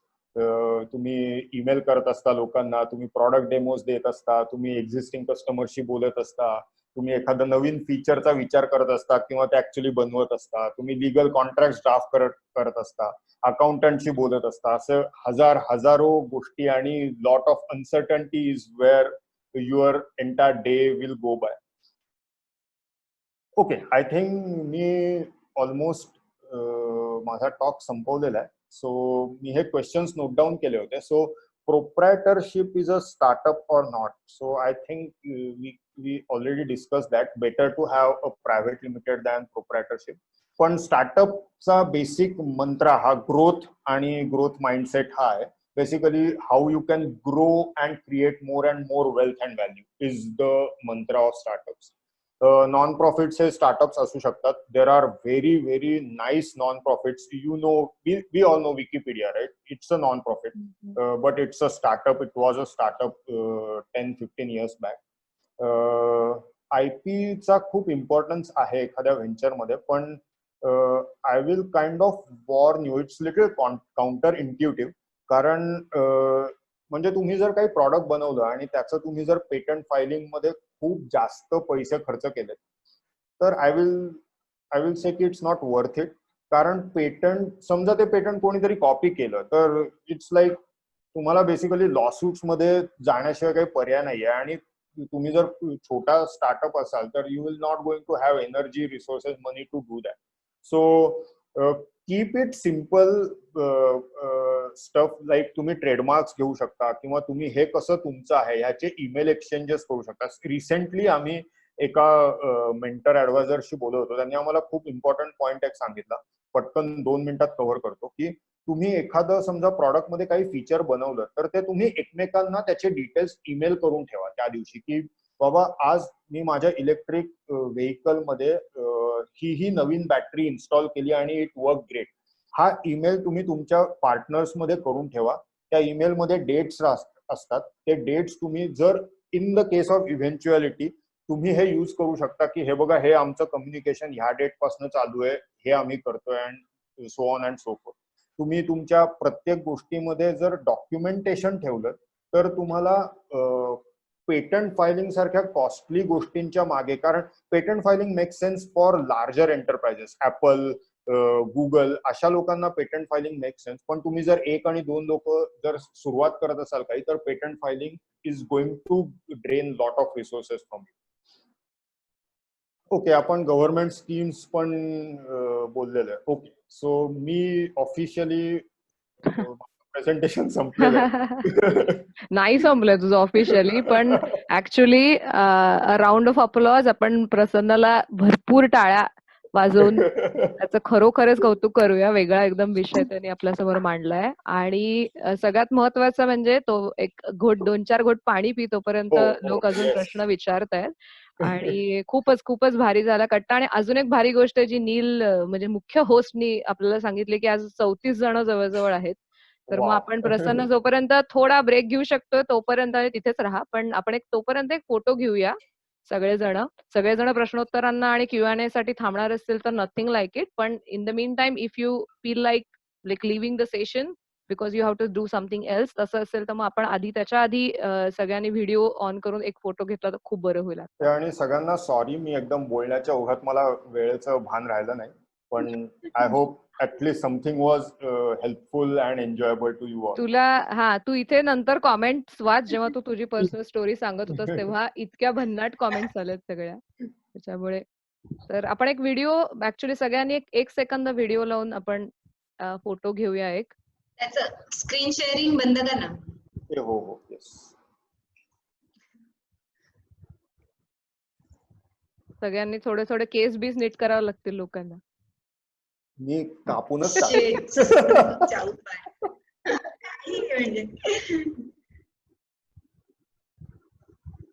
2 स्क्रीन्सचे shots घ्यावे लागतील. 2 स्क्रीन्सचे shot घ्यायला लागणार आहेत. मी आता हा घेते. So I think Rangya काही जण घ्यायचे. आय थिंक त्याचं छान आहे. प्राजक्ता, अभिषेक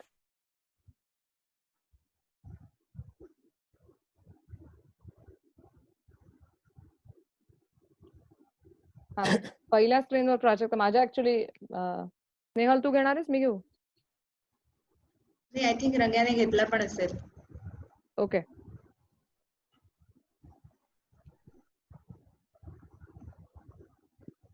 श्रीरंग डन.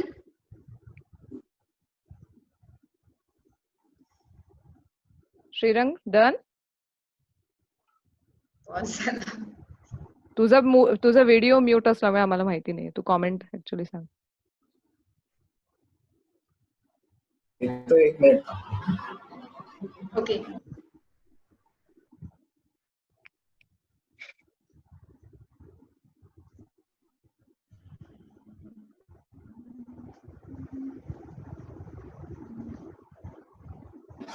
सगळ्यांनी 2 मिनिट जरा स्क्रीन कडे बघा. काही लोकांचे चेहरे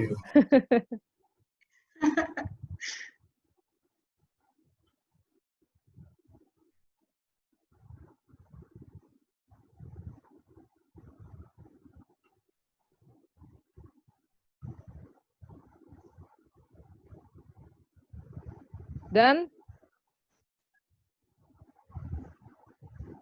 डन श्रीरंग. ओके ठीक आहे. येस, चला आपण कांचन. Q&A. येस बोला. इथे काही काही प्रश्न आहेत ते वाचायचे आहेत का? ऍक्च्युली नाही, प्रश्न म्हणजे तू एनजीओ बद्दल बोलत होतास ना की नॉन गव्हर्नमेंटल ऑर्गनायझेशन्स पण स्टार्टअप असू शकतात.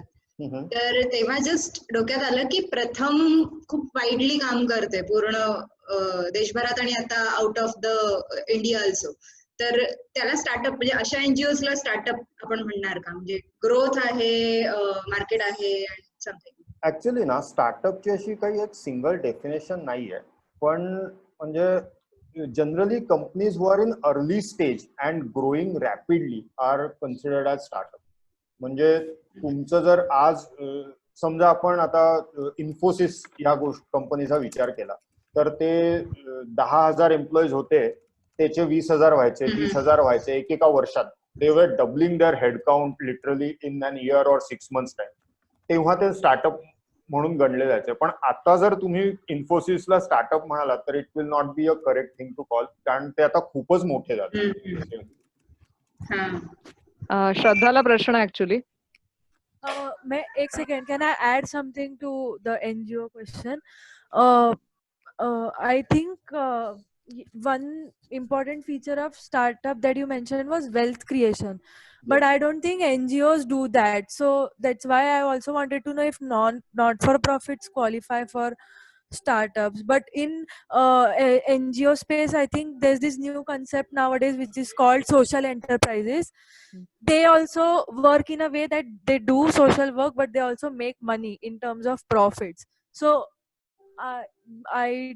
I don't know how Wikipedia is a not for profit startup, but I don't think NGOs can be qualified. NGOs हे एनजीओज डोंट क्रिएट वेल्थ हे थोडंसं नाही मला बरोबर वाटत आहे, कारण every company, every startup, every person creates wealth.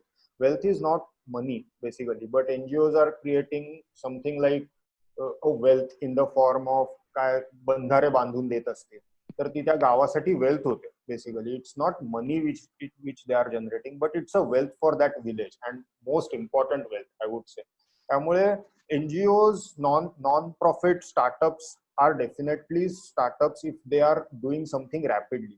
म्हणजे आता आपल्याला ग्रेटा माहिती आहे सगळ्यांनाच, तिची जी काइंड ऑफ ऑनलाईन मुवमेंट आहे, we can consider that as a startup, but it's not for profit.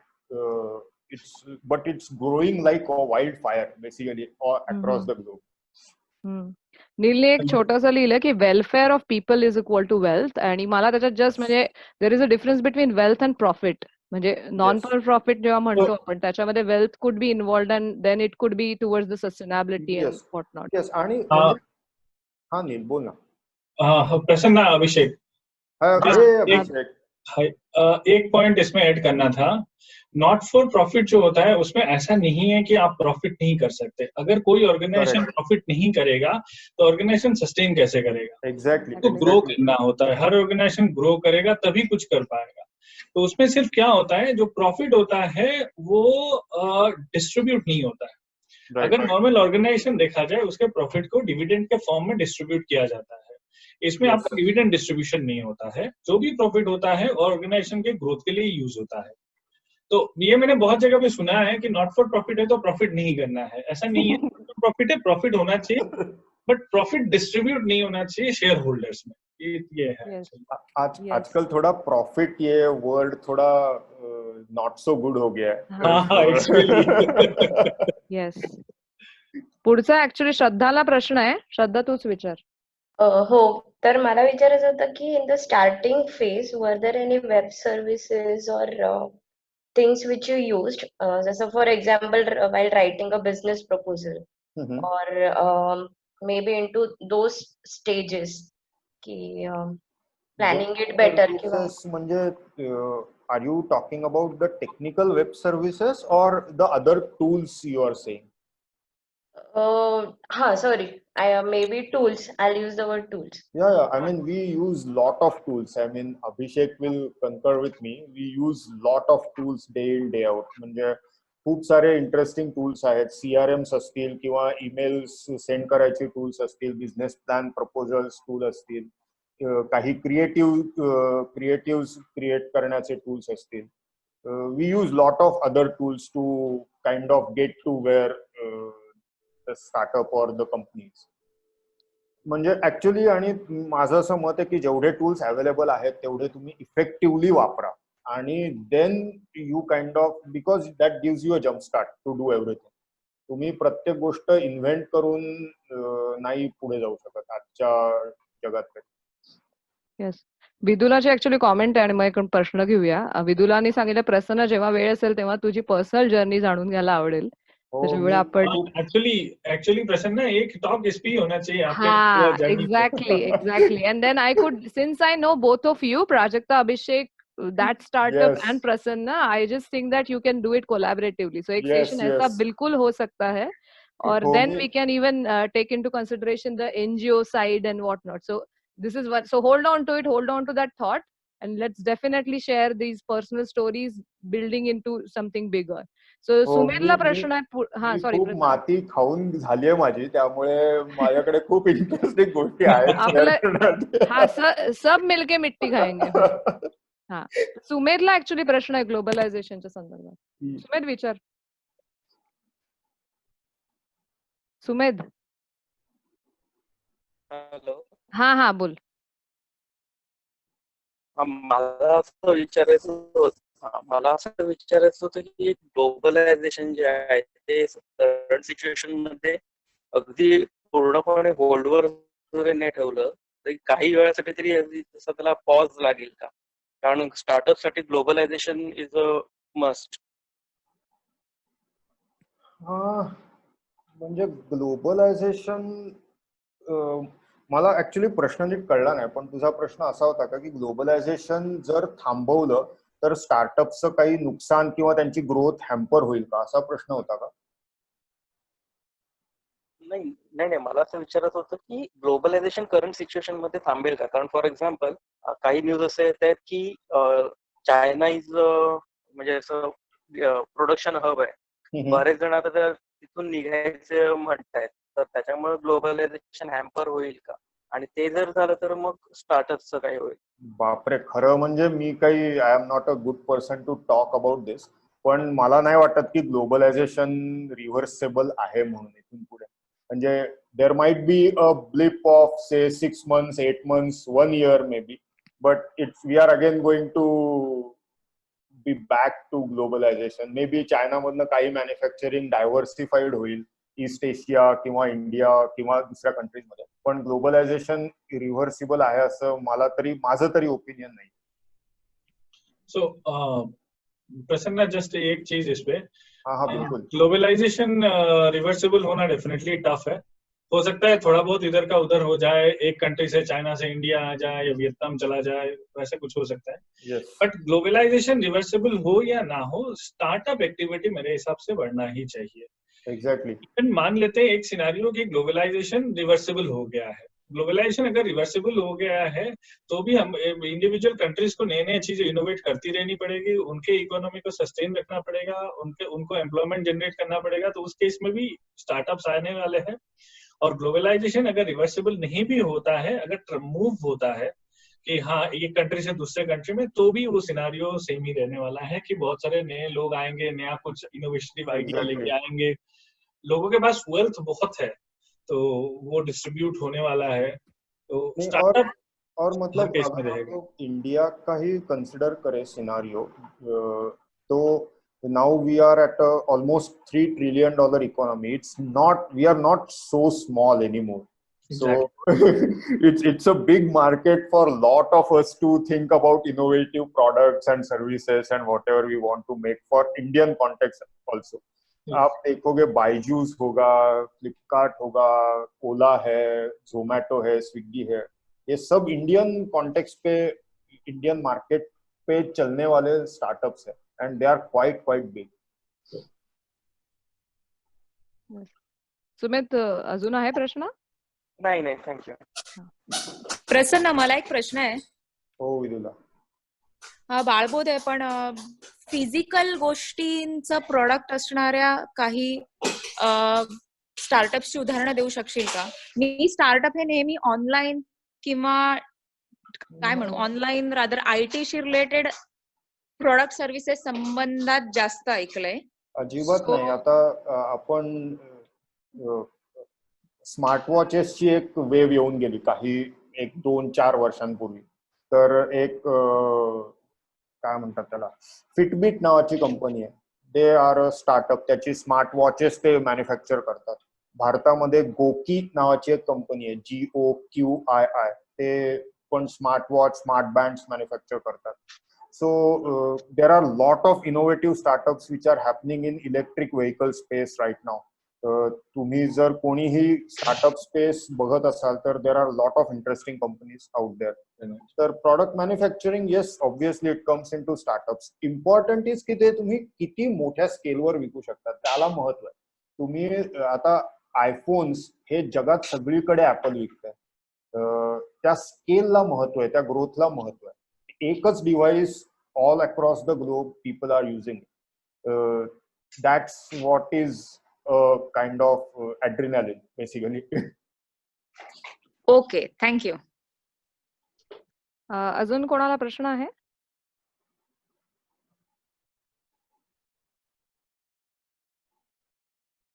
अनिशची actually Anish लवळेकरनी ऍक्च्युली 2 कॉमेंट्स दिल्या होत्या. नॉन प्रॉफिट म्हणजे नॉन प्रॉफिट वर एक आहे त्याची, त्या संदर्भातली, आणि अजून here are the example the product based startup by IIT Madras, new motion. त्याच्यामुळे प्रश्न अजून कोणाला प्रश्न आहे? अनिश, तुला त्याच्याबद्दल बोलायचंय की अजून प्रश्न आहे की दोन्ही? हा, अच्छा, नाही म्हणतोय तो. अजून कोणाला प्रश्न आहेत? दीपने हात वर केलाय. हा दीप बोल ना. मला बारीकसा प्रश्न आहे. म्हणजे मगाशी बोलताना एक उदाहरण असं दिलं होतं की वॉलमार्टने फ्लिपकार्ट विकत घेतलं वगैरे, तो रेफरन्स आला होता. तर दोघांचा बिझनेस मोरलेस सेमच आहे. मे बी फ्लिपकार्टची स्वतःची म्हणजे स्टोअर्स नसतील वॉलमार्ट सारखी, पण आयडिया इज बेसिकली सेम. तर मग जो कोणी अशा प्रकारची आयडिया काढत असेल स्वतःची, त्याला असं लक्षात कसं येणार की म्हणजे त्या आयडियाचं पोटेन्शियल एवढ्या त्या स्टेजला कसं कळणार की जर ती इतकी सिमिलर असेल तर स्पेशली. हा, म्हणून तर मार्केट सायझिंग हा खूप इम्पॉर्टंट आस्पेक्ट आहे ना. कारण म्हणजे आपण जर बघितलं की रिटेल बिझनेस किती होतो भारतामध्ये, आपण सुपर शॉपीज मध्ये जातो किंवा आपण मॉल्स मध्ये जातो किंवा आपण कुठल्याही ठिकाणी जाऊन गोष्टी खरेदी करतो. समजा तो 100 रुपयाचा होत असेल आणि आपण इंटरनेट पेनिट्रेशनच्या नुसार जर असं अझ्युम केलं की त्यात 100 मध्ये 10% ऑनलाईन ट्रान्सफर होते, तर 10 रुपये हा त्याचा मार्केट साईज आहे. हे मी अगदी म्हणजे फारच खूप क्रूड लेवलला उदाहरण देतो. पण जर 10 रुपये हा खूप मोठा मार्केट साईज वाटत असेल एखाद्याला, then he will come up with his e commerce venture and everything. That's how Flipkart thought about it की अरे ऑनलाईन नाहीये भारतात and people are eventually going to buy stuff online, कारण इंटरनेट पेनिट्रेशन, मोबाईल पेनिट्रेशन वाढते. ओंकारला actually प्रश्न आहे. भारतात ऍक्च्युली आयपीओ साठीचे ना रूल्स खूप स्ट्रिंजंट आहेत ओंकार. म्हणजे US किंवा युरोपियन कंट्रीज पेक्षा आयपीओचे रूल्स खूपच स्ट्रिंजंट आहेत. म्हणजे त्यांचे टर्नओव्हरचे रूल्स, त्यांचे प्रॉफिटेबिलिटीचे रूल्स वगैरे वगैरे. आता फॉर एक्झाम्पल तू उबरचा आयपीओ US मध्ये झाला रिसेंटली, 5-6 महिने झाले असतील मे बी. तर they don't require startups to be profitable when they are getting IPO. पण भारतात माझ्या मते काही वर्षांपूर्वीपर्यंत तरी असा रूल होता की तुम्ही लास्ट 3 वर्ष प्रॉफिटेबल बिझनेस रन केलेला असला पाहिजे, 200 कोटीचा टर्नओव्हर असला पाहिजे वगैरे वगैरे, आणि खूप खूप अजून हजारो रूल्स. त्याच्यामुळे थोडस ते कठीण आहे. दुसरं एक आपल्याकडे it's not very positive about India is की lot of companies, what they are doing is they are flipping their companies to being Singapore headquartered or US headquartered. So lot of the value generation, म्हणजे for example make my trip he company भारतात सुरू झाली, ती finally list झाली Nasdaq वर US मध्ये, कारण they found it very easy. त्यामुळे रूल्स आणि रेग्युलेशन्स हा अजूनही थोडासा आयपीओ होण्या कमी असण्याचं प्रमाण त्याच्यामुळे आहे. अभिषेक, आपको कुछ ऐड करना है क्या इस पे? हाँ, इसमें सिर्फ यही ऐड करना है कि आपने जो कहा कंप्लायंस के वजह से बहुत कंपनी मूव करती है. yes. और अगर आप यूनिकॉर्न जितने भी इंडियन यूनिकॉर्न्स है उसको देखेंगे, ऑलमोस्ट कोई प्रॉफिट नहीं कर रहा है. Everyone is at loss. पैसा बना कौन रहा है? डेफिनेटली कुछ एम्प्लॉइज जो उसमें काम करते हो और बाकी founders, even investors are heavily at loss. जैसे सॉफ्टबेंक नाम का एक इन्वेस्टर है जो जापानीज इन्वेस्टर है, बहुत इंडियन स्टार्टअप्स में उन लोगों ने पैसे डाले हैं, but they are at a huge loss. तो आईपीओ के लिए जो इंडियन रेगुलेशंस है उसमें ये है कि आपको मिनिमम इतना डेट फ्री होना पड़ेगा, आपका इतना प्रॉफिटेबिलिटी चाहिए. उस लेवल को कोई क्रैक नहीं कर पा रहा है. That is number 1. दूसरा, जो नॉन आईटी में अगर देखें, मान लीजिए कि मेडिकल सेक्टर हेल्थ डायग्नोस्टिक्स पे बहुत बड़ा है. तो एक बार थोड़े दिन पहले हम स्टडी कर रहे थे, उसमें स्टार्टअप्स बहुत है. अगर आप कोई भी आज के दिन में इंडिया में स्टार्टअप के लिए इतना हो रहा है, गवर्नमेंट लेफ्ट एंड राइट पैसा दे रही है. आप कोई भी छोटे से छोटे इसमें शहर में चले जाइए, वहां पे एक इंक्यूबेशन सेंटर बना के रखा हुआ है. कुछ नहीं है, थोड़े बहुत 2-4 इंस्ट्रूमेंट, हम इंक्यूबेशन सेंटर, 5 करोड़ रुपए आगे मिनिस्ट्री से काम हो गया. तो ये जो सिनारियो है ना, ये जो इकोसिस्टम है, ओवरऑल इकोसिस्टम को बहुत ये डाइल्यूट कर रहा है ये सारी चीजें. तो जिसकी वजह से इंडिया में कोई अच्छा नॉन आईटी स्टार्टअप बने और उसको फिर फंडिंग मिले, उसको स्केलेबिलिटी हो, ये चांसेस बहुत कम है. We are kind of very far away from that. ये तरीके का स्टार्टअप बबल है जो चलेगा थोड़ा time, but never know. Yeah, and already as you said, right, and SoftBank सारखी जी कंपनी आहे जे भारतात हेविली इन्व्हेस्टेड आहेत, they are at a very bad stage right now due to one and only startup called Oyo.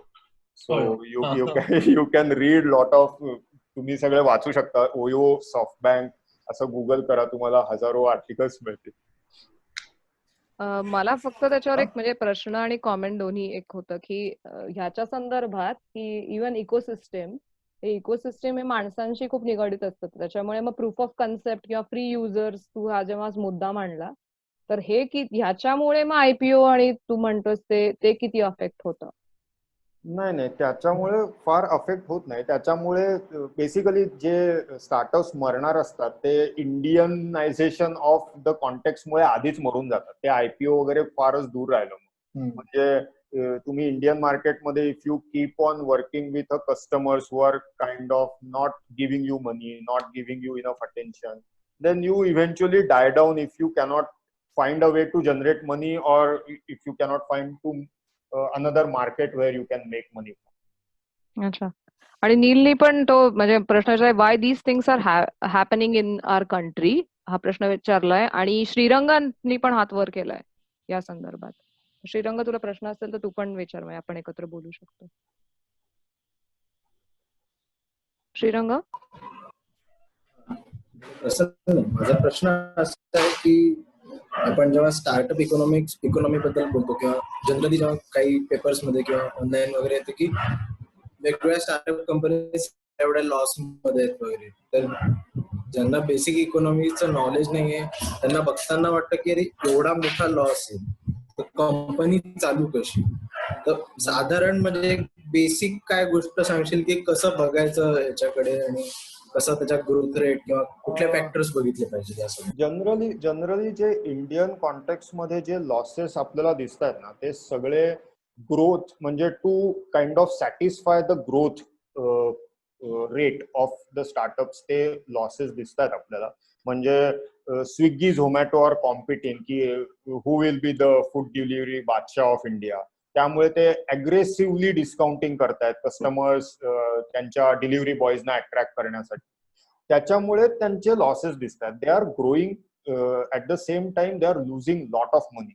मग ते सगळं unit economics वगैरे पर्यंत जातात गोष्टी. पण कंपन्या कशा चालतात हा जो मुद्दा आहे ते basically they all of these companies who we know of like Paytm, maybe Swiggy, Zomato, Ola, they are all running on investors' money, and investors are hoping that one day the unit economics will kick in and the startup will be profitable and we can take out a money or we can make money from them. They are just hoping, and for some people or for some startups it will be correct. They will like I am very positive about Ola per se, पण बाकी म्हणजे we have to go and we have to wait for the future to unfold basically. वा, आपण नील बोल. एक मला प्रश्न फार मनात आलेला आहे, विचारून टाकतो. आता म्हणजे ते जे तू मगाशी बोललास ना की आपल्या भारतामध्ये फार वाईट परिस्थिती आहे, आणि अभिषेक पण जे बोलतात शहरांमध्ये दाखवायला म्हणून इन्क्युबेशन सेंटर ओपन केलेलं आहे. तर या सगळ्याचा सध्याच्या पॉलिटिकल लिडरशिपशी किती संबंध आहे संबंध का this is related to in general how we behave in आवर?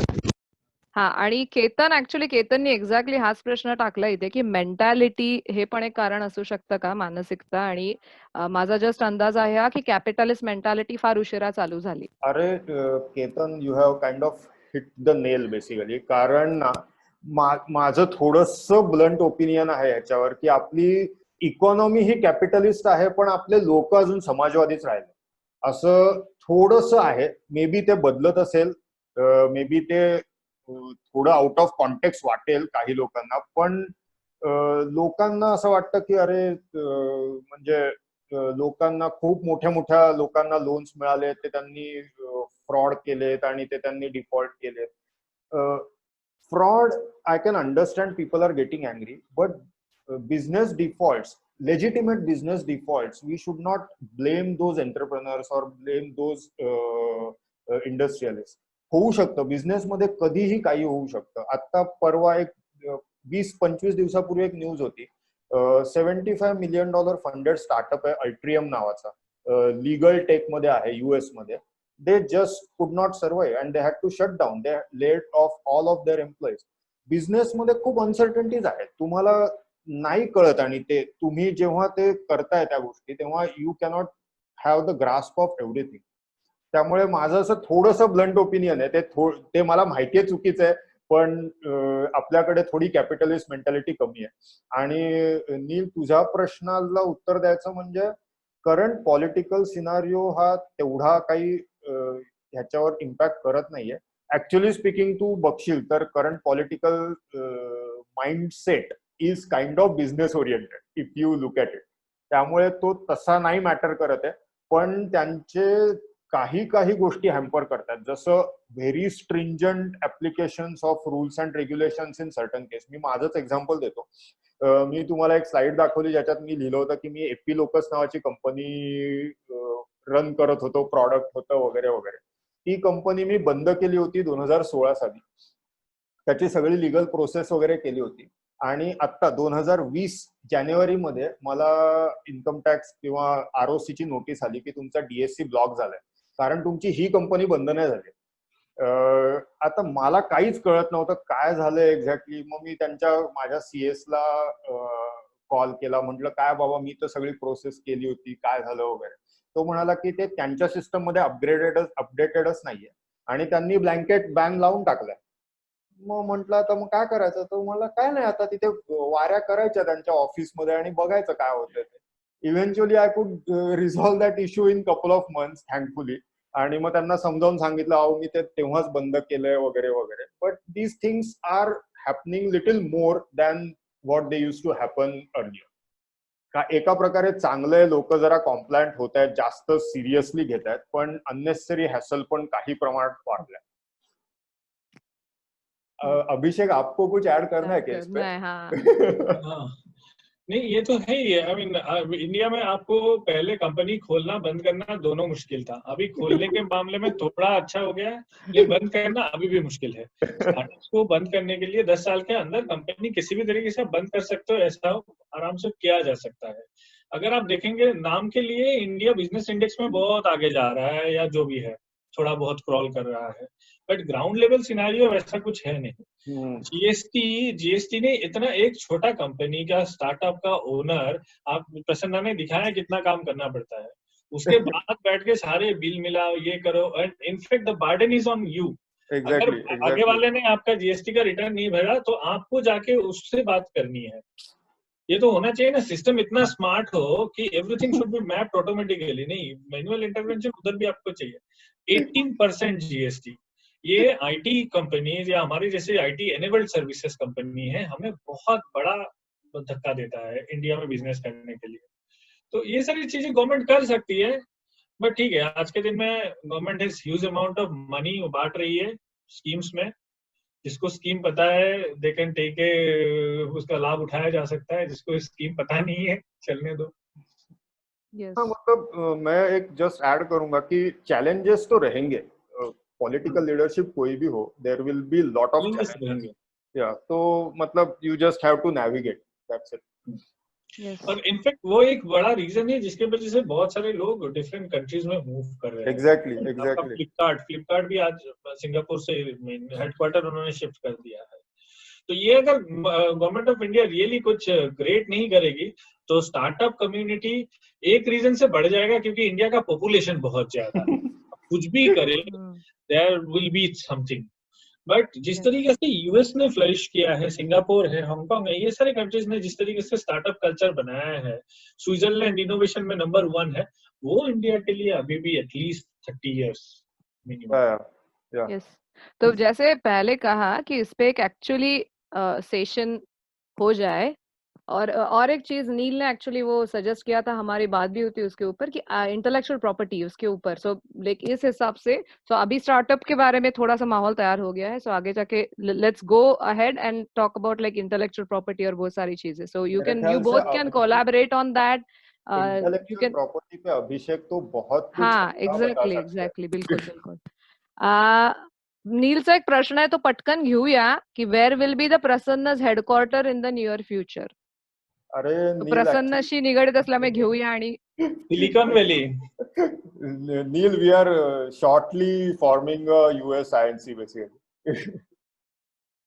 वा यस आणि congratulations Prasanna, that's the best thing to do. Yes और इस नोट पे एक्चुअली प्रसन्ना और अभिषेक भी एक्चुअली अभिषेक ने भी कमेंट्स उसके सारे, सो सगळ्यांनी टाळ्या परत एकदा. खूप खूप मस्त भारी सेशन झालं एकदम आणि भरपूर टाळ्या. सगळ्यांनी ऑडिओ लावून टाळ्या वाजवला तरी चालतील. टाळ्या टाळ्या टाळ्या टाकतात आणि भारी, खूपच भारी आणि वेगळा एवढा किचकट विषय एकदम सोपा करून सांगायचा म्हणजे खरंच मोठं काम आहे.